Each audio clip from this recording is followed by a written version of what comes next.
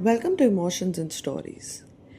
Dreams are a way of hoping in life, but when those dreams become a burden, life gets very difficult.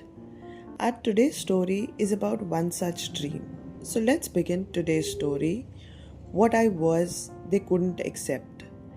In the heart of Lucknow, in a quaint neighborhood where generations of families still shared afternoon tea and evening gossip, lived the Verma family, led by Dr. Rajesh Verma, a man known for his discipline, intellect, and impeccable dedication to his profession. Dr. Verma wasn't just a doctor, he was a legacy, a reputation built on years of relentless hard work and community respect. He believed his son Karan would inherit not just his name but his path, the path of medicine, of serving humanity with science. But Karan's dreams were different, colorful, quite literally. From a young age, Karan was drawn to colors, shapes, stories. He loved sketching scenes he observed, designing posters for school events, spending hours on his computer learning graphic tools. His room was filled with drawings, pads, art books, and his heart brimmed with ideas. None of this impressed Dr. Verma. What do you keep doing the whole day? He often asked, shaking his head in disapproval. Karan first tried to fit in. He joined a medical coaching institute for entrance exam, but his sketchbook under his bed and replaced his screensaver with periodic tables. But the weight of the books he didn't care for, and the constant pressure chipped away at him. He began waking up with a heaviness in his chest, a feeling he couldn't shake off. Even at dinner, where the family gathered together, he sat silently swallowing both food and frustration. One evening, while pretending to study for an upcoming test, Karan opened his sketchpad to draw. Something small, just a moment of escape. That night, Dr. Verma walked in unannounced. Karan froze. The silence was longer than the words that followed. You will become a doctor like this? Dr. Verma asked coldly and then walked out. Karan didn't sleep that night. He stared at the ceiling, asking questions that felt like knives. Why isn't who I am enough? Why do I always feel like a disappointment? Am I allowed to be happy? A week later, Karan made the hardest decision of his life. He dropped out of medical coaching and enrolled in a graphic designing course in the city. He didn't tell his father. When the truth came out, all hell broke. Dr. Verma didn't shout. He didn't have to. His silence, his refusal to look at Karan spoke louder than any words could have. You've ruined your future. You've turned your back on your family, he said finally.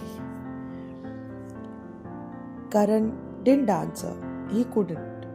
His chest hurt. He locked himself in his room that night and cried for hours.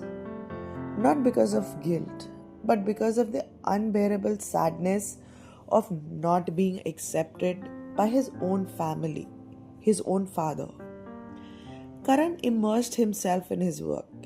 His classmates admired his creativity. His professors called him gifted. He even won a local design competition, but every time he came home with a certificate, his father didn't even look up. He stopped sharing. He became quieter. The once cheerful boy who used to crack jokes with his siblings now preferred solitude. At meals, he ate quickly and disappeared. His younger brother tried to cheer him up. His mother offered soft words of comfort, but Karan had built walls.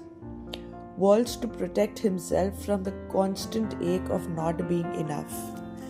Sometimes at night, he stared at his reflection and wondered, is it so wrong to want a different life? Dr. Verma's hospital was organizing a health awareness camp. The event was major: flyers, posters, banners. They had hired a market agency, but the results were terrible. Deadlines were near and the visuals were unbearably confusing. In a moment of rare desperation, Dr. Verma muttered to his wife, Karan does this stuff right? Ask him if he can help. Karan, when asked, said nothing. He just took the material and stayed up all night. He rebranded everything, used clean designs, human visuals, emotional messages. He poured his soul into it. When the final designs went up in the hospital, the staff was stunned. Who did this? Asked one nurse. Some professional agency? Asked another. Dr. Verma didn't say anything. That evening, he came home and found Karan sitting alone in the balcony. He stood silently for a while and then said, "You did a good job." That was all. But to Karan, those 5 words were heavier than 100 pages of apologies. It was a magical transformation.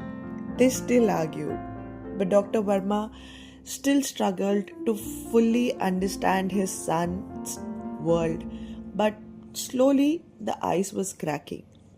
He began asking Karan about his project. Karan, in return, began listening to his father's hospital stories. They were different. They would always be different. But now there was room for both. Karan once read a quote that stuck with him. Love isn't always about sometime loud. Sometimes it's a silent chair pulled out beside yours. His father had finally pulled that chair, and for the first time in years, Karan didn't feel like disappointment. He felt like a son, his own kind of son. I hope you enjoyed today's story. Thank you.